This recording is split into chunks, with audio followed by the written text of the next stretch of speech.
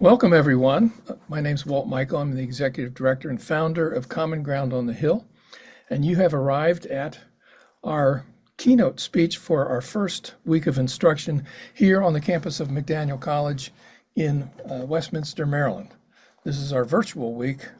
And the keynote address each week sets a tone for the rest of the teaching and learning that takes place, whether it be in art, music, dance, lecture, film, and so on. You may be experiencing this broadcast, this recording, as part of your week, or you may have found this 2 years later on the Common Ground on the Hill official YouTube channel. And we believe that this keynote is going to remain important for a long period of time because it deals with art and education. And what could be more important? Common Ground on the Hill works to find common ground through the traditional arts. And by the traditional arts, we mean the arts that come up through cultural expression and cultural communities. And these arts are oftentimes time-honored. They are filtered by experience and time, and they bring us wisdom through the ages. This evening or today, we are going to be treated to understanding monuments and the role that they play in educating us, sustaining us, and inspiring us. So I welcome Dr. Melaney Sanchez, who has devoted a lot of time to this kind of work with her students. Dr. Sanchez is originally from Michigan, and she has been in Maryland for a long time now. She's an award-winning teacher. Many awards, too many to mention, but I will introduce her now. Welcome, Dr. Sanchez. Thank you for having me. It's so good to be here. I am thrilled to share some ideas that I hope everyone can run with and make better. And I've brought with me someone that can help me do so because I was able to form an amazing partnership, not only with the National Park Service in one of these initiatives, but I was able to work with Dr. Linda Sweeney, who is the author of one of my favorite books entitled Monument Maker. And she's here with us today as well. Really Welcome. nice to be here. Thank you for having me with you in this very exciting conversation. So we are going to go with the format of looking at some questions that I think will frame our conversation in a way that will be very meaningful. And I'm hoping that each of you can truly connect in that given way. All right, so we're looking at honoring the past, empowering the future, and really looking at the importance of voice and then unifying and then the community engagement piece. And this, although in my case is looking at pre-K through fifth grade, I truly believe it can be applied in everyone's life with that. So thank you to Common Ground for including us in this given situation. So we're going to start with some question and answers, and I'm going to ask Walt first. If you could share with us a key moment in your past that led you, and in this case is to being the director of Common Ground, so that you can empower others and really truly build community and meaning.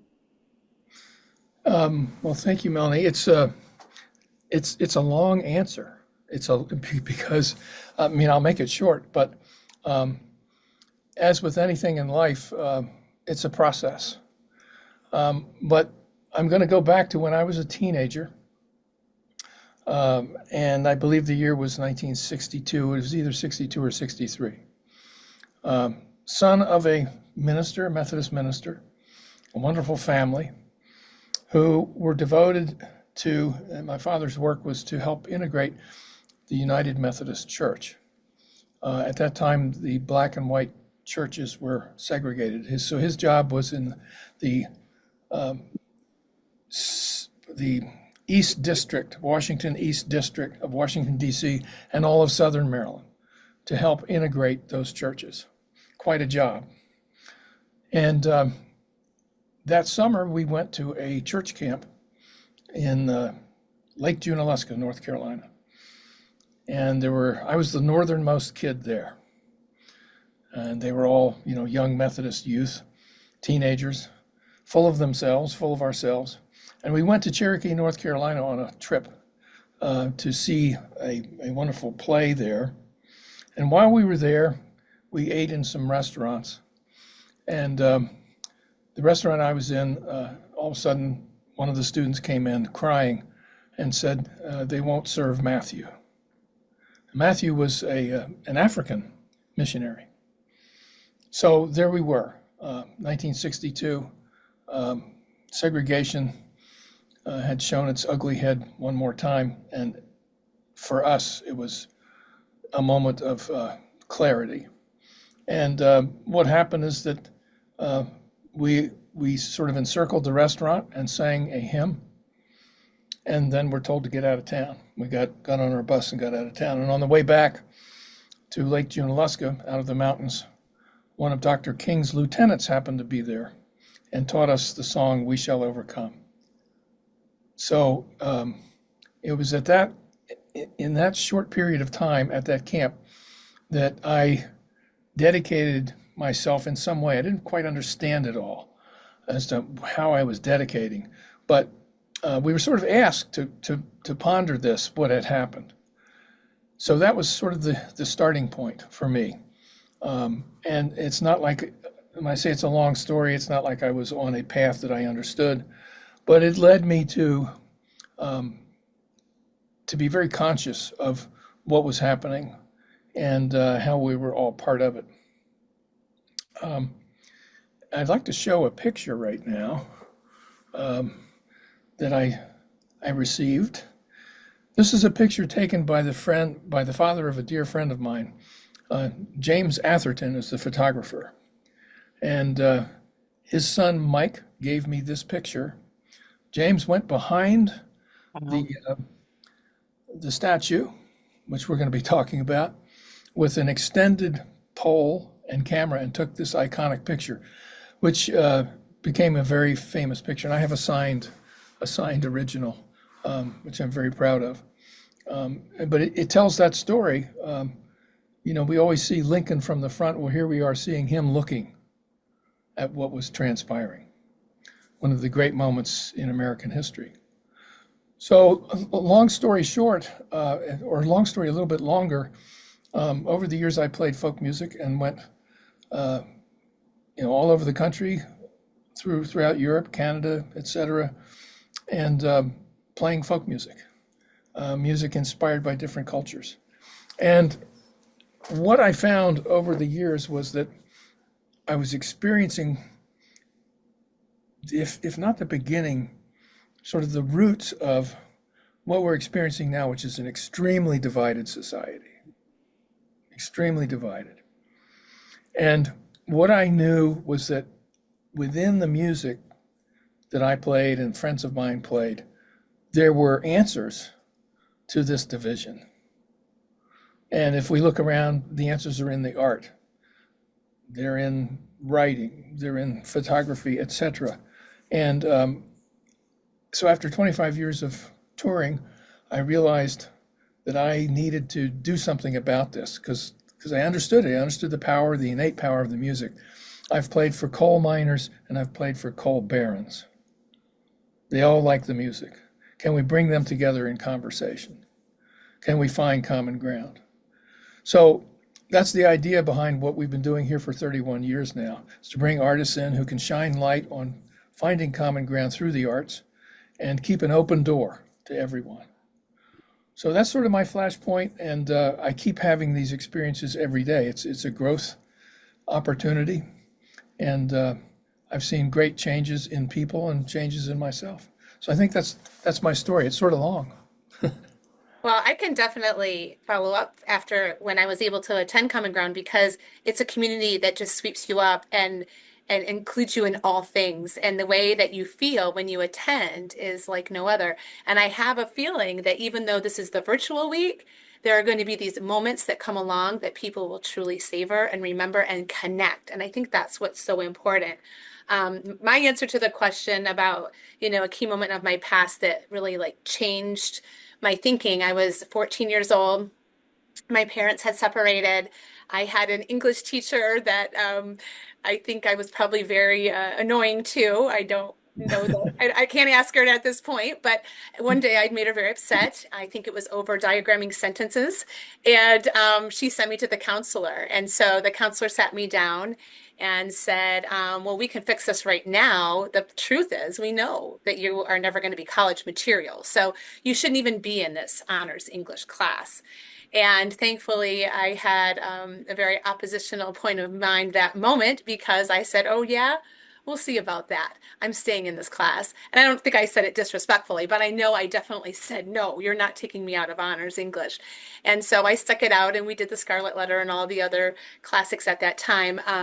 But I remembered the way she made me feel at that moment and realized that had I taken her words as fact, that it would have completely changed my trajectory for my future. And so, as an educator, and it's whether I'm teaching a pre-K student or one of my college students, whatever it may be, is I have to remember the power of words. And I think everyone in this, in this session today can say, I had someone who said this to me and it changed my life in a positive, and I had someone who said this to me and it still hurts when I think about it. And you'll see people tear up over things that have been said to them. So I think something that's super important is to always remember that everyone's doing the best they can and that your words can empower or they can break. And I think we need to really be conscientious of empowering others and helping them to see their possibilities. I always tell my own kids, don't be a problem keeper, be a problem solver. And sometimes people need a hand up. And we know that music and the arts do that. So I'm really happy that everybody's here. What about you, Linda? Absolutely. Would you be able to share the Yeah, slide for that yeah. question? I love that photo, by the way. Walt, can you tell us Oh, again who the photographer was? The photographer was James Atherton. Atherton. Yeah, and Okay. he did a lot of photography in the White House, um, and passed away in 2012, I believe. He was a wonderful guy. Beautiful. Amazing. Amazing. I sometimes you have to get hit on the head twice, bump, bump, in order to like really get it. And I think I had two really significant turning points pretty close to each other. One was I got recruited in high school to play volleyball for the College of the Holy Cross.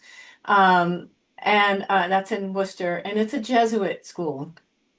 I had no idea what I was getting into, but they completely rocked my world. They were the rebels, they were the questioners, they were talking about inclusivity, so smart, so loving. And so I consider myself Jesuit trained, and it really influenced the way I looked at the world, at others, at spirituality.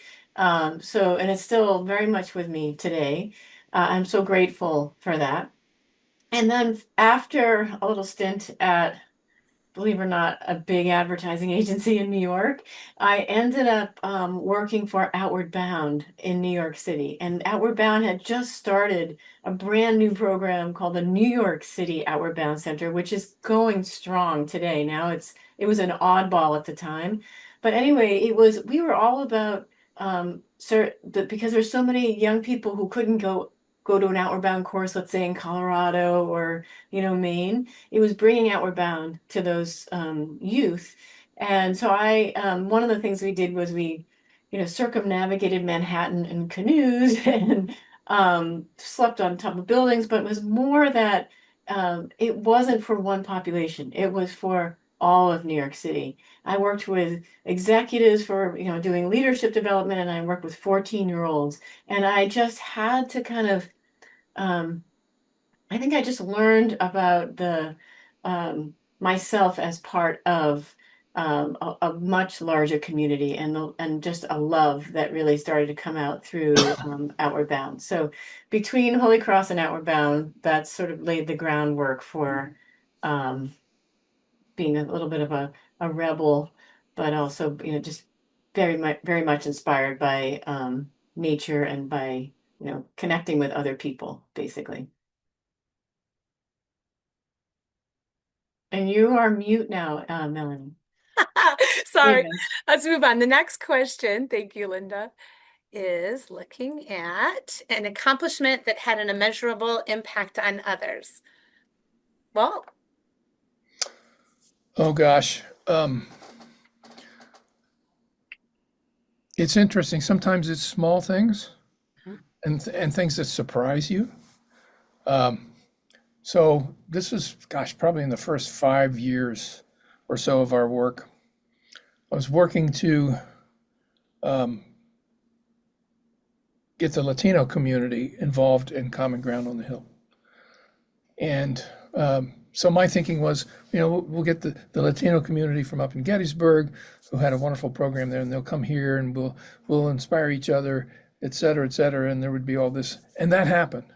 But the thing that really rang just so importantly to me was a mother of one of the Latino children said that her experience was that because her, she's first generation immigrant, her daughter and the other kids aren't, and there's oftentimes they would separate themselves from their parents' identity because their parents were immigrants, right? And what happened was that the mother and daughter took an art class together, and they bonded while doing art together. It was like a major thing for the mom anyway. At least I didn't get to talk to the daughter, but the mother felt like she had her daughter back. And if that's the only thing we ever did in 30 years, that's enough. oh my gosh, that's a beautiful story. I can say that when I attended with my daughter, and those are some of my sweet moments of that given year of her life, watching her, be inspired by the musicians that just took her right under their wing, right there in the different buildings there on the campus. Um, for me, I'm not going to play the videos, they'll be in the notes, but something that I'm super proud of and is still evolving is the fact that I've had the opportunity to work with the National Park Service. It started with me attending a teacher institute with Ford's Theater, and I met some of the rangers, and then I met other people along the way. But very long story short, Ranger Jennifer Epstein came to our school to give park passes, and we were talking, and she said that she had a group of kids that were coming the next day to the mall. And long story short, I said, wait a minute, how does that work? And she said, well, who would you bring? And I said, the whole school. And so if you look at the picture on the left side of the page, it's the first year that I had her come to my school, do a kickoff, and we had 6 field trips. And in a nutshell, every single child became a published author and illustrator talking about an event being at the National Mall with the monuments that just simply took their breaths away. And they couldn't get over the fact that they were doing these amazing things in our nation's capital, right? But yet they were kindergarten through 5th graders. So we had over 600 kids that did that. And so I'm very proud of that night. That was our first year. And then this year, we realized that our time in the mall had not been sufficient. And we decided to look at it from a STEAM point of view. And so this year we returned to the mall and asked ourselves 2 questions. Number one, whose monument was missing? Because the kids kept saying, there's a lot of like guys here, but where's the girls, right? And so we know Eleanor is at FDR, and we know the Nurses Monument has an incredible story, and I have some pictures in the story about that later. But this year we returned, and our kids took sketchbooks thanks to our amazing, I'm going to stop sharing just so I can show these sketchbooks. Sketchbooks, and every grade had a sketchbook, and they actually designed a monument, and they looked at all the components of the monument and those kinds of things so that they could consider, whose monument should be there. And so they did a research project, and our kids were able to have a second National Mall Night with over 700 in attendance. And Linda came, and she spent the whole day with us as an author. And, to this day, we are still celebrating that. And we're ready to go back next year. And I'll talk about that again as well. So what about you, Linda?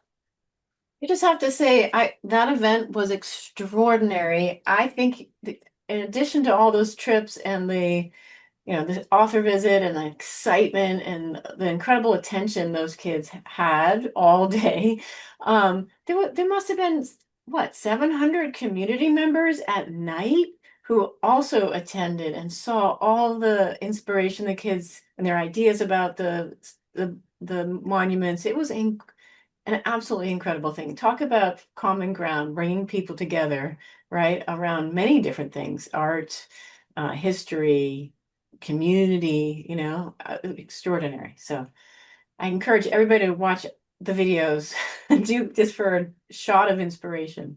If you wouldn't mind sharing that my thing again, that would be really great.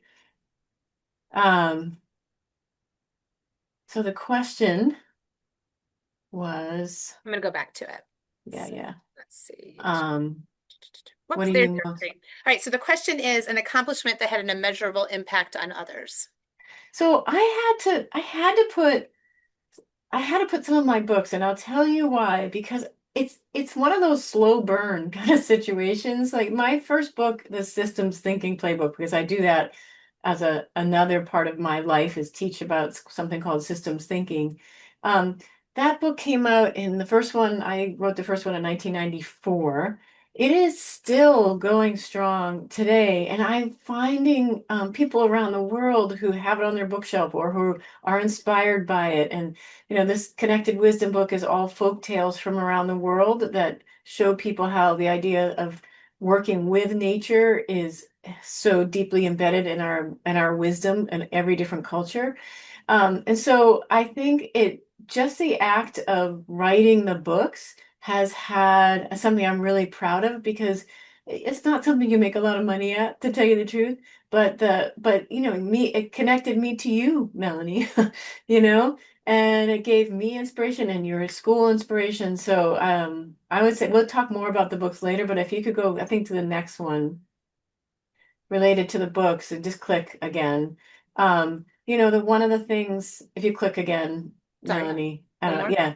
yeah, There. is the opening line of the book, history shapes our lives and what we do with our lives shapes history. Just to see that on your library, over your library door, it was such a meaningful statement to me, and it feels even more meaningful today, that we're not bystanders, that yes, we're all having this experience with what's happening around us. And at the same time, we can shape history. And the kids just ate up that message. And I know you really tilled the soil for that. I did want to say, and maybe this picture is a little premature given but um, this is me in your auditorium at Calvert County, and the at your school, and I was inspired. I think, well, partly in the conversation that we had a while ago about common ground and music bringing people together, I have never stood up in front of a whole group of people with a fife from I played it when I was 12. I pulled that fife out, and you can see, I don't know if you can see behind me in the picture is me at 12 marching in a fife and drum. Anyway, those kids could not have been more encouraging and thrilled that I was playing like a 30-second fife. So it just really opened up for me all the different ways of engaging and art and the written word and music. It just like lit up the room. And so I'm hoping to do more of that and give myself permission. So yeah, I'm proud of that. I'm proud of like pulling out that fife.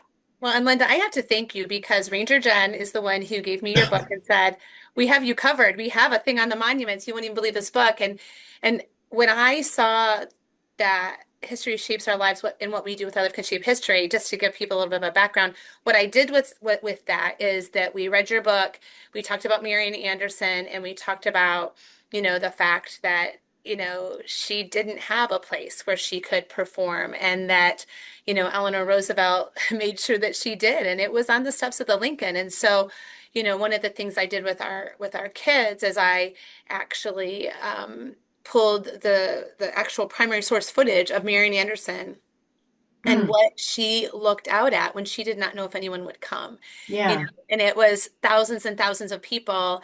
And I said to my kids, we're going to go stand on those steps again where Marian stood. And then I played the music. And like you said, music moves in ways. And it Walt, you really know that. does. You're the master of this. Music moves in ways that the spoken word alone cannot. And I had children who were crying Oh, that were 7, 8, like tears were streaming down their face. And I was looking at them and I was like, they're getting it. They're becoming Marian, right? Like how beautiful is that? And so after we looked at that primary source footage. I said, all right, now we know Marion's not the only one that stood there. And so who else stood there? And they knew. They were like, MLK stood there. I said, well, let's look at what it was like for him. And so I love your picture, Walt. I wish I'd had that picture when I taught the lesson, but I played some footage of him and his point of view looking out over the crowd, and then I said to them, let's go stand on those steps, and we'll get to Yeah. that in a little bit. So yeah, this all comes together, and it's so important to do it consciously, in my Yeah. opinion. So, without a doubt. All right, question 3, an example of the power of the spoken word or the arts, and it went well beyond your intentions. What about you, Walt? Oh my. I know, right? Well, I have to say that I got very lucky in 1980, and my group was chosen to be the official minstrels of the Winter Olympics. Whoa. And we were tapped to play the closing ceremonies. It was the first time that China had been involved in the Olympics, so there were 900 million world viewers. And I have to say that was my that was my moment, you know. And when I got back home, uh, I told my mother what had happened. Of course, they had watched it on television, and she said, "Maybe it will lead to something." So um, that's just sort of a funny aside, but yeah, had never imagined that I would be, playing this folk music, traditional string band music, would bring me to a place where, that was so huge and so um, celebratory. People were just ecstatic. The Olympics are really, really important for bringing people together. Get the old guard out of the way and let the kids come together, and compete and have camaraderie and establish relationships. So that that feeling of being in Lake Placid at that time, I'd say that's where I felt the power of the music the most. Awesome. Amazing. And I've already answered this question. I'm going to show it again, monument maker. And it was using that phrase with my kids because we continue to use that phrase. And we also extended it by looking at, over 30 women, American women in history, and, how did they shape history? And so I'll get into that a little bit more as well. But what about you, Linda? How would you answer this question? Maybe just forward a slide then for me. That would be great. I thought about, by the way, this has been such an invitation to me. You've made me realize just how much the arts are central to everything I do. My mother was an artist. And so that it doesn't surprise me now that I think about it, but so I will tell you just one that was way beyond what I anticipated. I proposed to a local art center that they pair 10 scientists, climate scientists, with 10 artists, and that they let the artists convey what the scientists really want to say, but it's hard for them as a scientist to convey.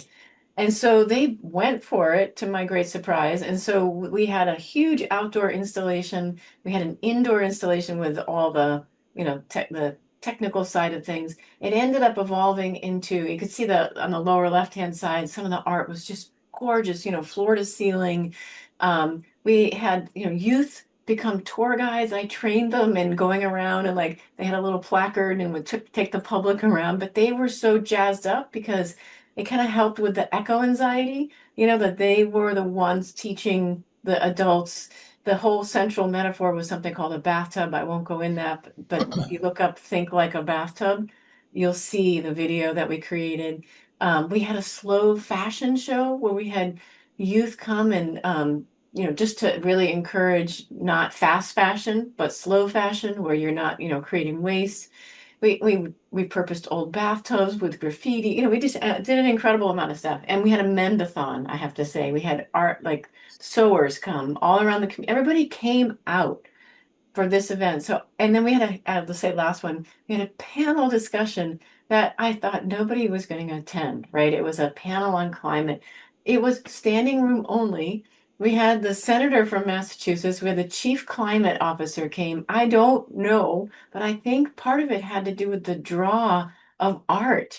and a whole fresh perspective. And yet we were talking about climate change, and youth was part of it. So and that was extraordinary to me. It got me really jazzed up. It was my first curated art exhibit. Now I know I can curate. I co-curated. So I would say that one was way beyond what I would have hoped for. Right. And I do want to go back to the pictures. Forgive me. Um, Speaking of youth, right? You're talking about the power of youth, right? And so I do have here on the picture there, you can see one of my students was standing on the I Have a Dream location at the Lincoln, and that is where MLK stood for his speech. And this little girl, you can see she kind of has her hands together. She's holding her sketchbook, but she has her hands together.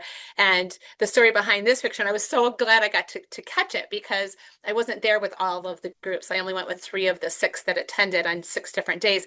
But she was standing there and she kind of like had her eyes closed and she was kind of talking to herself. And one of her classmates, of course, teased her because that's what, you do at this age, and said, "What are you doing?" And she said, if if Martin Luther King's going to stand here and have a dream, so am I. So am I. And I was like, Wow. oh my, I couldn't get my phone out fast enough. And I was glad that I kind of caught that. The middle picture, I think it speaks volumes too, right? Of kids connecting with history.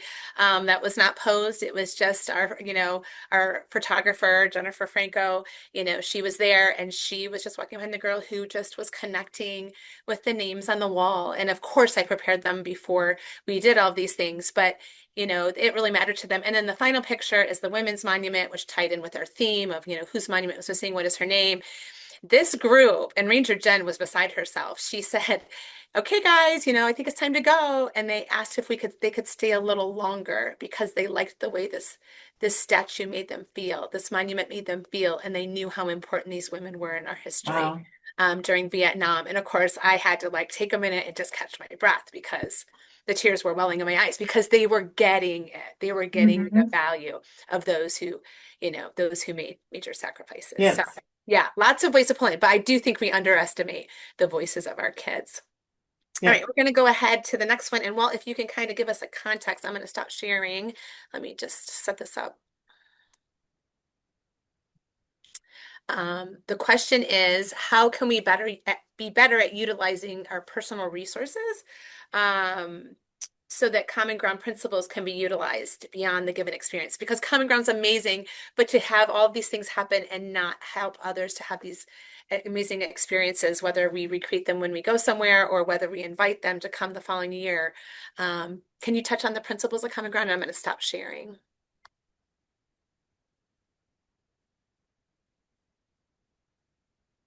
And Walt, you're mute. I'd like to first tag on to seeing the children around the statues. I teach college students, and I am dumbfounded at how much history they don't know. Not one student in my class this year knew who was president during the Great Depression. And when I named that student, FDR, they didn't know who that was. So this, Well, it is so real. I took my second graders, but I prepared them. yeah, Prepared them. And when Ranger Jen said, "Tell me what you know about FDR," one of them said, "The New Deal." Duh. I right, did not teach them that. Is not me. But I opened the door to FDR and who he was. right. And they proceeded with their That's why research. these monuments We are, have to have these experiences. monuments are so important. Now, you know, they can burn the books, right? Tearing down those monuments is a lot harder. And those monuments tell the story. It's really, really important. And it's really, really important for our democracy that children know our history, the true history. And it's right there. We're not making this up. There it is. So anyway, what was the question? Looking at the principles of common ground, really understanding Yeah. your foundational principles. Well, one of the tenets of nonviolence is that everybody owns a piece of the truth. Everybody. So we're in this dismissive world now where we dismiss others. What common ground, and we're common ground on the hill. Well, we're on the hill. It's not Capitol Hill. It's the Hill here in Westminster. Um, and we've always referred to the campus as the Hill. So we're having Common Ground on the Hill. I like to think of the Hill as being this thing that we have to climb to get to the point where we're really talking to each other. And what that means is that we have to honor the other person and trust the other person to go there. It's not easy, and it doesn't always work. In fact, it doesn't work most of the time. But there are people there who are willing to make that climb and to acknowledge each other's truth to get to the point where, okay, what can we do? So that's what I try to do.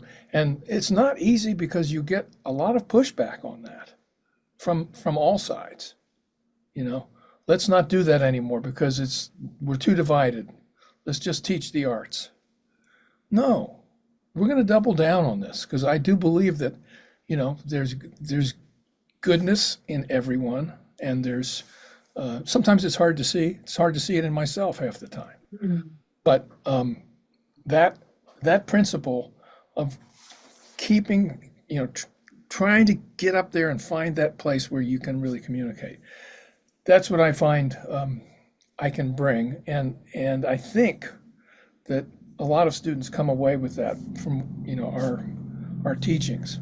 You can avoid it. You know, we have our flagship class is the Search for Common Ground, and not that many people attend it. A lot of them would rather be doing Cherokee basketry or, you know, bluegrass banjo or whatever during that hour, but it creates ripples within the camp. So it's hard to say what people take away, mm-hmm. and what they've learned and what they do with it later. But I get reports from people saying this happened, that happened, and it's always one-on-one stuff. It's not world changing, it's person changing, you know. Well, and there's a real need for reflection. I can tell you that when I attended Common Ground, you know, I enjoyed being in the moment. You couldn't help yourself but do that. But then, you know, on the drive home, there were some realizations. In conversations later with my daughter, there were some realizations. A year later, when she picked up something that had happened there, went back to that, right? So I think when you attend, there's the overwhelming, amazing experience, but then that application that continues and that ability, you know, to take it so much further because it's not only in the moment. Yeah. Well, and it's the people you meet. Like we're meeting Linda here. Wow, all these books, and all of a sudden we're talking about monuments, and we're meeting you. We take children. I mean, that's what happens at Common Ground on the Hill in its in-person. Lunch and dinner is the place where people really get to know each other, and make these amazing connections. Mm-hmm. That's me. Fantastic. Here are some examples of how I would answer that question. So, you know, how do you take your resources and then I want to say pay it forward, right? Or get more out of them. I've been very fortunate to attend different teacher institutes, whether it's Mount Vernon or Williamsburg or STEAM in the Park has my heart for sure. I was a Fulbright scholar in studied schools in France. I'm headed to Costa Rica in a few weeks with NDA. But each of those, I don't tell you that to say, you know, look where I got to go. I tell you though, I also I can't forget this one. I studied the refugee crisis, and I did that with a Fund for Teachers grant. And that one I'm still processing because that was really huge, and that was hard. That was a hard one. But because I was able to receive these experiences through different foundations and organizations, I knew the importance of paying it forward and paying it back, right? So I learned this. What can I then do for my kids? So just, you know, looking at some of these pictures, you know, the upper left picture, our fourth graders, Ranger Jen got a permit, and they sang from their veterans program songs that they had learned at the World War II as the honor flights came. And today I was talking to some of those now fifth graders about that. And I said, do you realize the value of that day? And they said, oh yeah, that day was so special. And then they started singing the song. Mm. And I was like, whoa, I wasn't expecting them to start singing, right? Music moves you in that way. That middle picture, those are some of my people, right? Find your people, promote the arts. Myself and Ranger Jen's in the middle.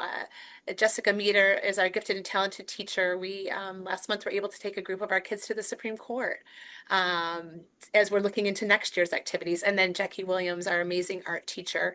You also can see here, we have a little Aubrey with her sketchbook. That was her at the Lincoln, and she knew that there was a woman that was, she could be inspired by to then, looking at the Lincoln laying on the floor and sketching and telling adults about it. We had people that were stopping and saying, "What are you kids doing? What are you sketching? What is happening?" And then the bottom left is one of our statues that one of the girls made, and she decided to represent Rosa Parks with the bus. And then the bottom right is the fact that we were able to have our kids display the monuments that they made to women at the Belmont Paul Women's Equality House. And then they went and took their parents. And then guess what those kids did? They educated their parents about the Belmont Paul House and those who came before them there. So, find your people, and please, when you attend Common Ground, think about who you meet there and how you can continue to network, because it really can be powerful. And it's not instantaneous, and it doesn't have to be big. But like you said, well, it can be even one-on-one. So something to think about with that. Linda, do you have a slide after this one? I think so. Oh, Love yes, that. you do. Yay. Oh yeah. Okay. Just a quick, um, I think I think this is really in keeping with what both of you have already said, is the biggest thing is just to use your resources. Don't have to have all your own resources. Collaborate to, like, one and one equals three. It's that whole is greater than the sum of its parts idea. And this is uh, collaborating with a local bookstore, using art. We had all the kids, I don't know if you see those little dots on the side that were the flower. Each little kid, who was like 3 to 5, they each had their own circle. And then the question was, if you brought your circles together, what could you make? And so they all went up there and they ended up making that flower. And but all of this, and they had to make, the book is called Apart Together. So it's all about how things apart can create something new. But I think what's been happening for me is, over and over again, is it's not just I don't just do talks. It's the whoever I'm working with is excited about the message, and they want to, like you, Melanie, they want to amplify it in a lot of different ways. And so I think there might be one more after that. I'm not sure. Maybe you could. No. Okay. So anyway, that's what I would say. The biggest thing that I'm learning is um, it's not just my goal. I mean, sure, I would love the kids to know about my book, but if there's larger goals, then when we connect on that larger goal, then can become like a really magic event, which is, I think, what happened with us. Yes. Oh, I definitely did. And, I think Apart Together could be one of your themes, Walt, because you have so many talented people who, attend Common Ground. Some of them come in knowing they're talented and others discover it, right? And Yep. then when they're together, the things that happen and the way they reunite each year is that alone could be the most And beautiful. I'm going to show, so I love that idea because it's so common ground, right? It's about the magic of change when, the parts are the parts. They're different. Like salt, water, sugar, flour. Yeah, salt doesn't taste so good. Flour doesn't taste so good, but you combine, it can become something completely different, right? With heat. Um, but I think that is getting kids excited about that idea. Adults are excited about the idea. It's stronger together. You know what I mean? Yeah. So it's like I'm good with this one.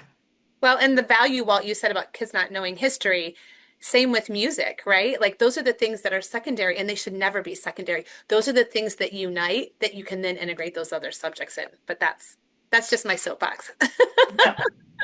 All right, let's go into the next question. An example of how your work has unified others. Well, Hmm. maybe it's obvious, but Yeah. Well, I guess there's a lot of that. I think what I'll focus on, because there's so much of that happens. People, they reach out. But the things I'm going to talk about what we struggle with now, and that is generational. Generational.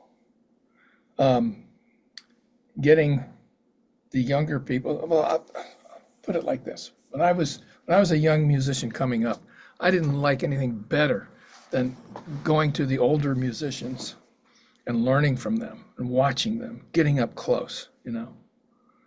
And I eventually ended up playing with some of them, you know, the most wonderful moments in my life. I don't see that happening so much now.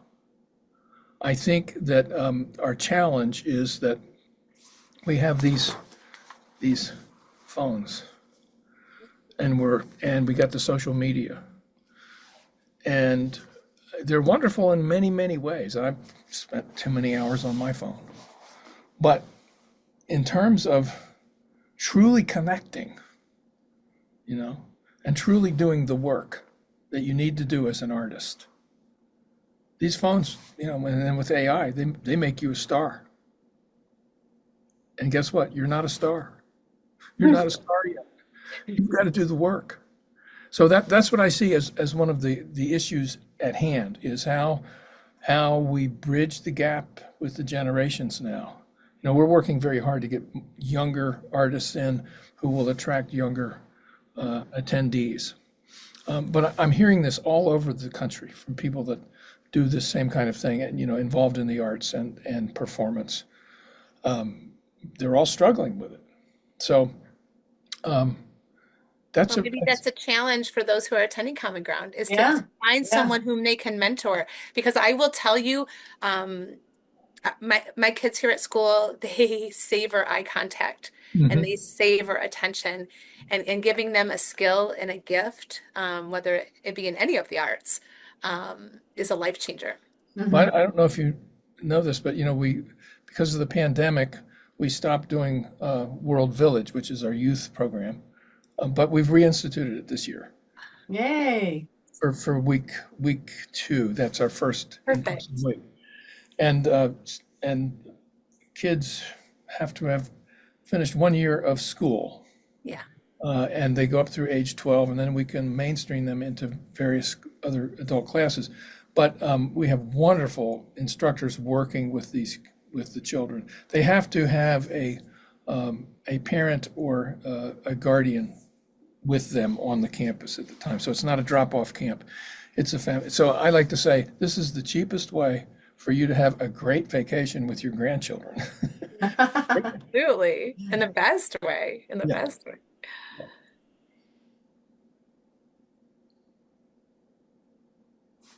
All right. So unifying others. Let me see.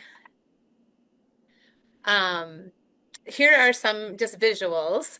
Up here on the upper left, we have Dr. Linda Boo Sweeney and this young girl.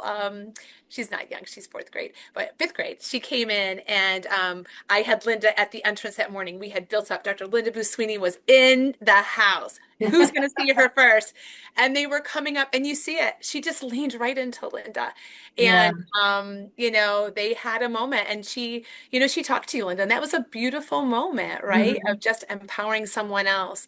The middle picture on National Mall Night, we had our very own Susan B. Anthony, and her father was a previous social studies teacher. He's now one of our tech leaders in our building. But you know, you had to find Susan B. Anthony and get a stamp in your passport book and talk to her. And our kids knew who Susan B. Anthony was. We worked with the women's suffragist monument. That's the representative from their organization, and we have our kids that made different advertising for them to promote the fact that we could actually end up with a women's suffragist monument on the National Mall. That is in the works. We have the real George who attended National Mall Night in the upper side of the screen. We had Amelia Earhart. You had to come and find her, and they had learned about her. And then I realized that we had a missing piece, and the missing piece was, we had studied the greats with the monuments. We had studied, women of the past with our Pebble Go program, and that's who they made their monuments to. But I was like, wait, what about women of today? And so within 3 weeks' time, we did an all call for women in STEAM, and those are our community members who are women leaders. And I had some Yeah. dads reach out to me and say, I do stuff with STEAM. And I said, I love you, but maybe next year. It's going to be all women in the building. And our kids were so inspired by our women who are in our communities, whom they can continue to talk to. We had two high school seniors who are welders, two women welders. And so, just having a day like that where our kids can see how the things they're learning about actually are current today. And like you said, well, where we're connecting generationally, I think that's super duper important. Yeah. Yeah. What about you, Linda? Do you have anything you wanted to? Yeah, maybe just forward. I love that you connected with the women in your community, you know? So this is something that I've been working on for, I don't know, maybe 6 months now, and it's not exactly the same, but really like the community connection. So the Monument Maker book, as you know, I connected with the library, and we had a big 250th anniversary here where I live, in Concord, Massachusetts. It was a big deal. That was in April, but now, we were talking about what could we do. It's kind of inspired by a Part Together again, but like on the surface, it's going to be a monument. And so, what we decided was that we're going to make 3D printed pieces of the Minuteman statue. And I don't know if I can, if you're going to be able to see, but I think most people probably know you probably can't see it, Let me but stop sharing so we can see because I want them oh, to see. actually, you know what I need to do? No, I got it. This is super Oh, easy. Yeah. You there we see, go. that's it goes all the way up there. So I mean, a lot of people might recognize that. I don't know. But anyway, so now you can share again if you don't mind. Sure. Yep. But the really amazing thing, and this is the thing about that I particularly love about this is it's very cross-generational. So we have 5-year-olds and we have 85-year-olds all coming into the library, into our maker space, and they make one piece of this. It's going to be a 5-foot Minuteman statue. And it's not going to be all one color, it's going to be rainbow colors. So you can see the kids up here, they have blue and yellow and pink and red. And all those pieces are going to come together to create a statue. And the community, we have maker spaces in all parts of, like, in schools. We have people who have their own. They can come to the library to make it. And then anybody who contributes, we have a huge kind of infographic on the wall, and your name or your family is represented.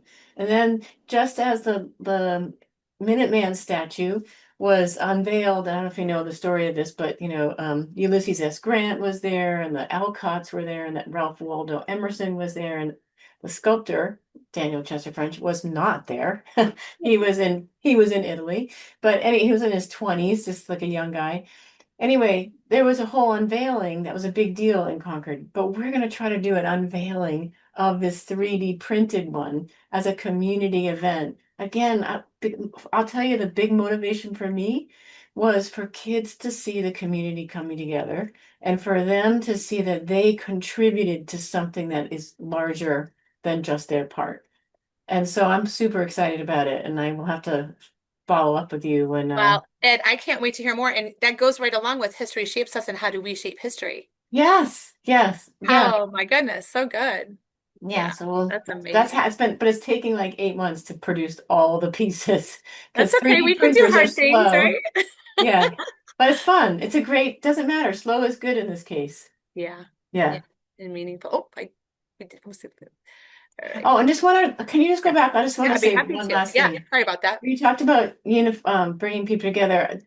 What I did during COVID, because obviously we were so limited. I did a virtual make what Daniel Chester French, the sculptor of the Lincoln Memorial and the Minuteman, loved wings. He was just a kid who was outside all the time. Anyway, so during COVID, when kids couldn't do things, I had a giveaway, and I gave copies of the book, but they had to make something that they loved. And then they sent me their pictures, and we had a big.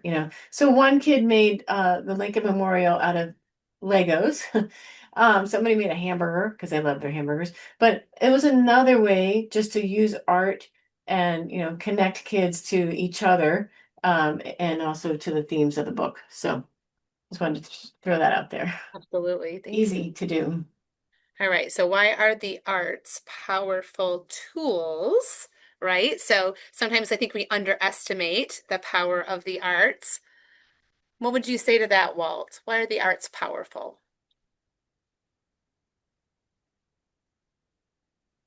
You're on mute. Well,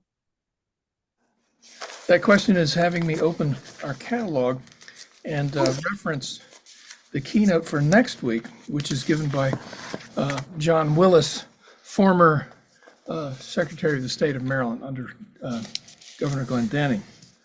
And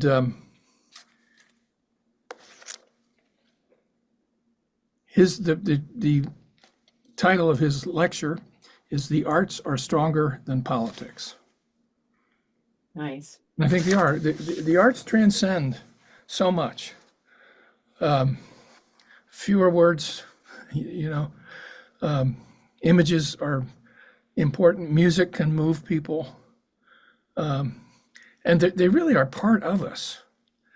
And I have sort of an issue with the way music is taught. Music is to be enjoyed.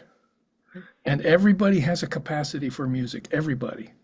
But I can't tell you how many adults I meet say, well, I can't really play. And it's the result of the way most music is taught.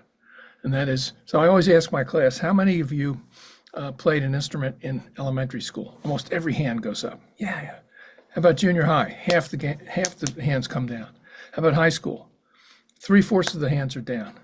How about now? Maybe 5% of the people play music. And that has to do with the competitive nature of what we do with music. First chair, second chair, I'll never forget being in junior high school band and people would challenge each other. Well, that works for creating a great orchestra, but it does not help with integrating music into your life. I remember my grandfather struggling with playing a hymn, and he was so proud that he could, one finger a melody, and he would always show me that. Well, someone hadn't spent enough time with him to get all those hands working because he probably wasn't great at it. But when I've taught music, I've always started from the premise that that people have music in there. I've just got to figure out how to get it. And I think of music as being a stream, and how are you going to jump into the stream? And everybody has a different way, and when you see, I've really enjoyed seeing people middle-aged and above all of a sudden get it and play music, And I think the same thing goes with art, certainly, and dance, all of it. It's just really, really important. And I think the more that we can institute the arts and enjoy the arts, the more human we become, and the better citizens we become, the better parents, the better children. So I think it's really important to validate the artist within everyone. Well, and the way it makes them feel. I played some music the other day and I had kindergarten, and before you knew it, it was a dance party. And that was not in my lesson plans. But guess what? It was a great day in Yeah. library. And so, just you can't stop it. And it's so sad as kids get older, they learn to repress those emotions and those feelings. And I think we need to build on those feelings. And it can happen at any age, without a doubt. Right? You hear music, you see people, tapping their feet. Some people can't help but participate. And I think we need to be more aware of those opportunities and truly, take advantage of them without a Yeah. doubt. Yeah, without a doubt. Here's an example of, powerful tools. Here's our amazing art teacher. One of the things we did for this year so that kids could, here's the other thing. I think it's important to have opportunities to share it, right? So where are people sharing their music? Where are people sharing their art? Yeah. And you gave a great plug there for libraries. Most librarians will want to do something with you if you go to them. So if you're thinking to yourself, I teach music in my small town, where could we do a partnership with? Reach out to your local librarians. I would be very surprised if they didn't come up with a great way to partner with you.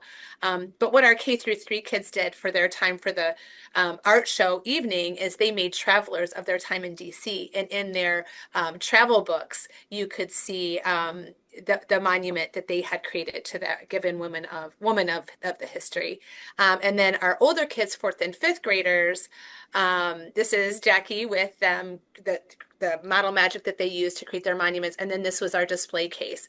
But every single child did have their art displayed and explained why, why could you benefit from this woman's story in the past, and what did we miss, and what can we not let go of, because she taught us something that is a story that's of great value. So that's how I would look at it. What about you, Linda?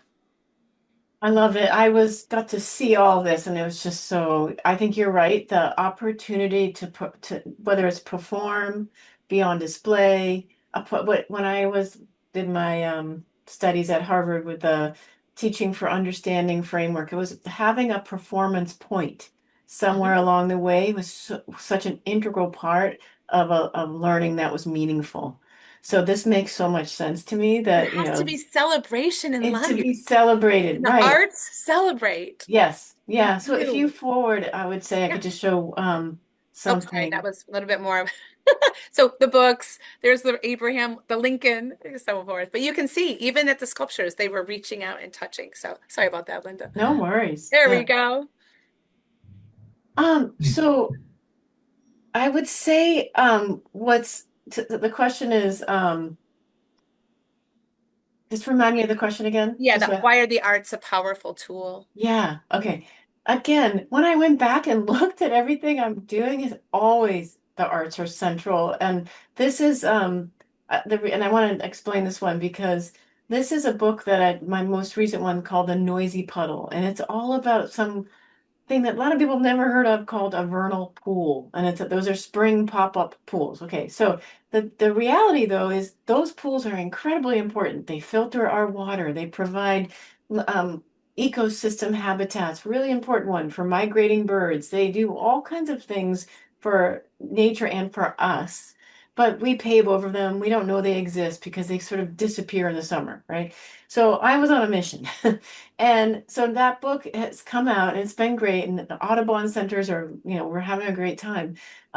But by using the arts, in this case, again, it's usually there's a really talented artistic person just runs with it. They created all these collages, as a way for them to bring the vernal pools to life.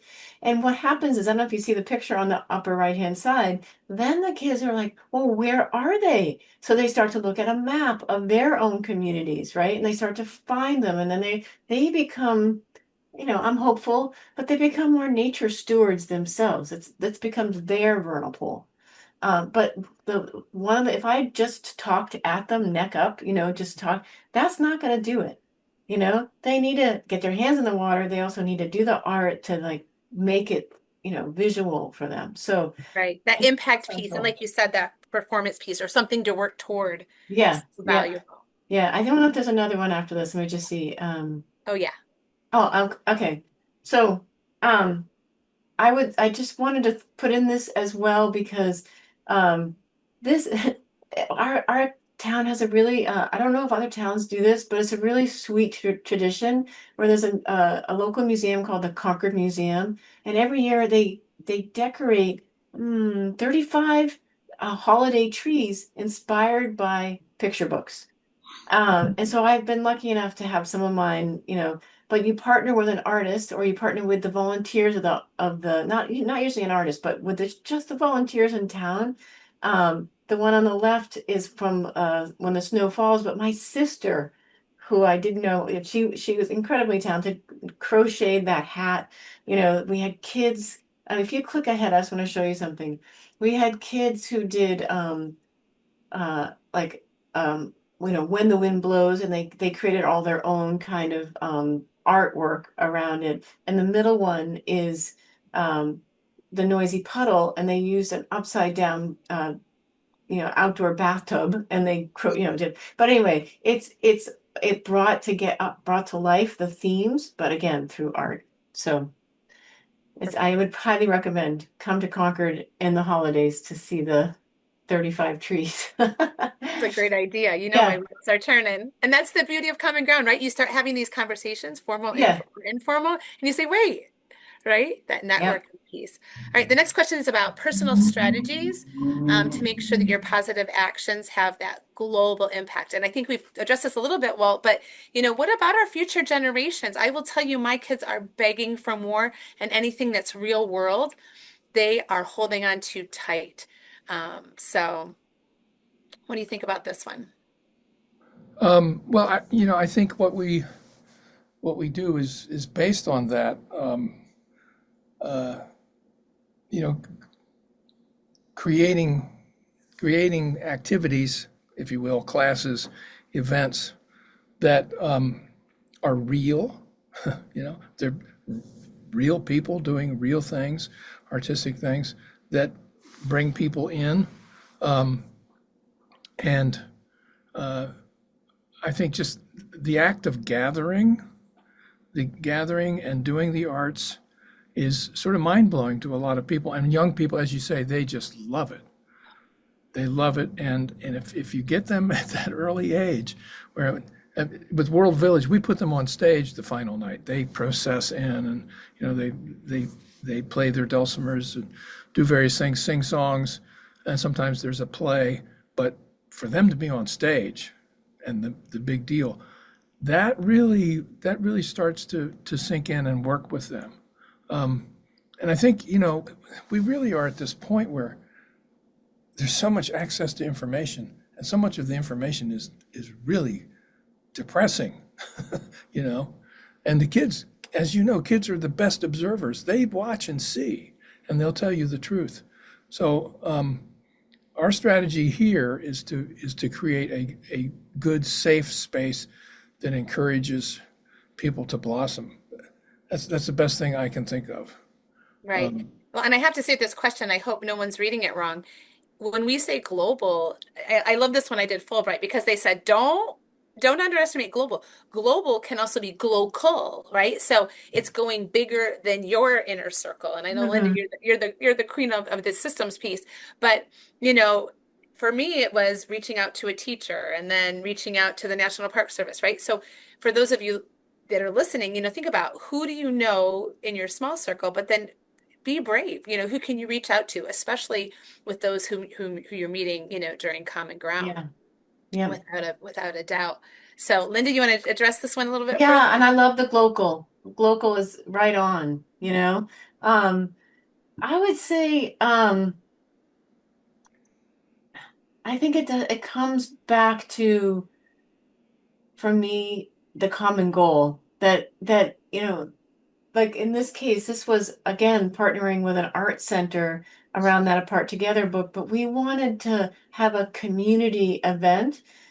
For me, again, it was celebrating the book, but how could we get the kids to really get and their parents to get into that theme of together in a way we're stronger? That was part of it. So I wanted to show you this. This could be maybe something for Common Ground someday. We created a triptych. You could do huge panels. We just did, moderate size, but big blank canvases, and then did painter's tape on it, and then put them up on big easels. And the kids and their parents, you can see, like in the second one from the right, the kids painting randomly, right, all over this. And the parents were not supposed to, but they got in and they were having a good time. Nobody, everybody wanted to be in, right? They had no idea what was going to happen. You can actually kind of see it, but so what happens is then you take the tape off, and then it was this beautiful, like almost like reverse birch trees that happened. But everybody contributed. It's kind of that monumental remake thing with the 3D printer again, that they could all see, that their paint stroke was on there. So super easy, super fun, and just required like a big canvas. Yeah. And we did all kinds of other art. I don't know if there's another one past here. You were talking about global. I wanted to say, just because of the global, I completely agree with you about local. Stay local and stretch out. For me, I just went to the UAE a couple weeks ago, and I think maybe my message around global is say yes to global, connect. It feels like there's a lot of things that are making us put our heads down right now, and I think we need to do just the opposite. And I was so rewarded by finding that this book I had it was translated into Arabic a long time ago. So I brought it with me to the UAE. And what was really fascinating was it's around, let's say, sustainability. The theme of sustainability and community was the national that all the Emirates had as their theme for the year. So this book was like right in it's universal, they want sustainability, they want, community. And so as you know, Walter, music and Walt can connect, and I think also stories connect too. So Gosh, that's a great example. All right, well, we've talked about this a little bit. So, challenges facing your work today. Oh, um, actually, I think that what's challenging us very specifically at the moment is that people are holding back because the economy is so, and this may not be true two years from now when people see this, but right now, in June of 2025, the economy is up for grabs and people are hanging back, and they're making choices as to whether or not they're going to spend their money to come to Common Ground on the Hill, and that's just a huge challenge for us because we have to make the numbers work. And I think, the whole arts community is feeling that. How are we going to do? Luckily, we live in the best state in the country in terms of the Arts Council. The Maryland State Arts Council is wonderful and supports us and does not rely very much at all on federal funding. So, yay for the state of Maryland. I think the biggest challenge beyond that is to continue to make the arts relevant. Yes. Yeah. Yeah. And I would piggyback on that because we have a teacher shortage. And I used to teach 5 courses a year to teachers. And the last time I taught my reading assessment course, I think I had 8 students. And so anyone can do that math very easily and very quickly and know that we do not have, a sufficient workforce. And we're the ones that teach the young kids, right? Those that are entering school. So I, that's my big concern about teacher shortage. But I think one of the things is, teacher satisfaction and those kinds of things. And I think that, attending something like Common Ground for a teacher, you find your passion again, and then you take that back to the classroom. And that's truly why I started doing these things, is because if I'm not feeling passionate about it, believe me, that, like you said, the kids know when you're not truthful, and they feel that. And so I think, Linda, I hope, Linda, when you were here, you felt the passion that they had for learning. And it's because, we built it around something that was meaningful, right? And so if you're attending Common Ground, you're attending Common Ground because something in the arts is very meaningful to you. So take that and help others grow in your area of the arts, and then explore something else, and find out that you probably are gifted in other areas. I think you were right, Walt, in saying, that we compete in music, right? American Idol, I want to be an American Idol. Well, the odds are not great, right? It's probably better to buy a lottery ticket than to compete for that. Right. But what if you just sing with your friends, right? What if someone grabs a guitar and you sit around the bonfire? So, those are the moments that are so special. And so I think we need to find our spark. I think we need to start really paying attention, because I think a lot of it's right in front of us. We're just not giving it the time it deserves. Yeah, and we need to honor our teachers. And teachers should know that they can come to Common Ground on the Hill and earn credit. It's easy and Fun. fun, and you walk away with a lot of inspiration and knowledge that will help you in your classroom. And I think we need to get Linda to come in person. I think so too. And integrated, right? The things that you do at Common Ground, you integrate that project-based learning piece. It kind of becomes the glue, for the standards of the academic piece, as well as the why, right? So, and that's something that for my projects that I really strongly believe in.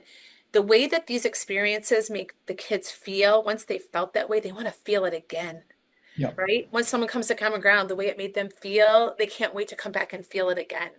And I think that's super powerful. What about you, Linda? Greatest challenge? um I think it's my my attitude, my perspective. I um you know there's you probably know the artist, Sister Corita Kent. Do you know her? She was a sister at Immaculate Heart College. Anyway, one of the things she said was, and was she did Prince, but it was a very interesting had a political commentary about more of what was going on at the time. So she was a sister, so kind of I found her fascinating, and she was all about keeping her gaze focused on a hopeful future. And I Mhm. think that's what is the biggest challenge, is being buffeted and at the same time not being not being ignorant, but keeping that focus is the challenge. It's a Yeah, and good we need challenge. each other for that. And so Yeah, I think we need yeah, to lean in, right? Lean into yeah, one another with that yeah, piece. yeah. All right, so let's talk about what's coming up. Walt, as you look forward, what are some things you're looking forward to? I know you're on the cusp of 3 amazing weeks. Yeah. Uh, Oh gosh. Well, yeah, yeah, I'm very excited about the weeks coming up and this virtual week. Um, Seeing people getting refired, yep. hearing a lot of great music, seeing a lot of great art, and sensing the community again. Um, and I'm also really excited about spending time with my grandchildren. So, I mean, on the personal side of things. But I'm also excited for where Common Ground is heading because we're at a point where we have to be thinking about the future and how we can pivot to make ourselves work and become. And we're talking about more adult education now, getting people to come. Uh, what we're finding out is people don't like the word elder hostel anymore. So we have to rebrand this and get people to come to this place. It's really pretty an amazing program, and I'm always excited about the work. Always excited, and I think Linda sort of riffing off of what you said. It's really important to stay positive. It's really important, and to get out there and damn the torpedoes, full speed ahead. We know what we're doing is right. We know it's good. We know it's inclusive. We know it works. Yep. So don't put our heads down. You know, No, I just agree with you. do My 100%. kids, my do the kids are work. funny. Well, they were saying, one of my moms came to me and she said, I told my daughter to not stress you out about, any of your upcoming events or what you're planning. And she said, my daughter looked at me and said, it's okay, Mom. Dr. Sanchez just keeps asking until she gets a yes. They know you. So find your people, find your yes, find your yes. Yeah. Absolutely. What's exciting you, Melanie? What did you say, Linda? What's exciting you? Well, funny you should ask. So here are some snapshots. So I'm actually in the process of planning 26 and 27 for my kids because they're always saying, what are we going to do now? I mean, we are no sooner than getting back on the bus. And I have to tell you, when we go to DC, our buses are pretty much on 2 wheels because, there's a Washington Monument. That's Jefferson. That's the Lincoln. Like, and they know it. And the reason they're excited is because they're experts on it, right? So what are you experts at Common Ground that you can then share, right? So as we pull into DC, those are those things. So I realized that now that we've done the writing about DC, we've looked at STEAM in DC, women in DC. I was like, wait, do they understand DC, right? And so at this moment, and this question came to me yesterday, my question is going to be, how do the 3 branches of government support liberty and legacy for my kids? And so we have, at this moment, a draft. Our kindergartners will be going to Mount Vernon to take a look at George. And we've studied George in the past, but those kids have moved through elementary school. So we're going to revisit it, and they're going to be the experts on his legacy, all of his legacy, the good, the complicated, and the truthful, right? The whole legacy. We don't hold back that way. And then last summer, I was a White House Historical Association scholar. And so I'm super excited because I learned a ton of things about the White House, have so much more to learn. I know I'm consciously unskilled about it. I'm going to keep on going. And we will be taking 3 grades to the People's House, which, if you have not been, is an interactive experience for the White House. It's complicated to visit the White House. You get to see some of the rooms, and it's amazing if you get the chance. But the People's House is an interactive. So, you walk in and there's iPads, and you can actually set the White House on fire. You can work, Oh, interact. geez. I felt guilty, but it was kind of interesting, right? There's an interactive room where each room becomes the gold room and it's interactive, and then it becomes the blue and the green and so on. So it's a way for the White House to come alive and for you to see that it is the people's house, right? And then we have two grades that will visit the Capitol. And just last month, we had a group who went to the Supreme Court. So I am super excited for my kids to understand their role and the roles that they could play in the future, because each of those branches has so many different, and in elementary school, we talk a lot about jobs and careers. So I'm very excited about that. And then hopefully in 2027, we're going to go back to the National Mall and look at where other countries are globally connected to our world and really help our kids to see that they are a part of the solution. So I'm just a little bit excited.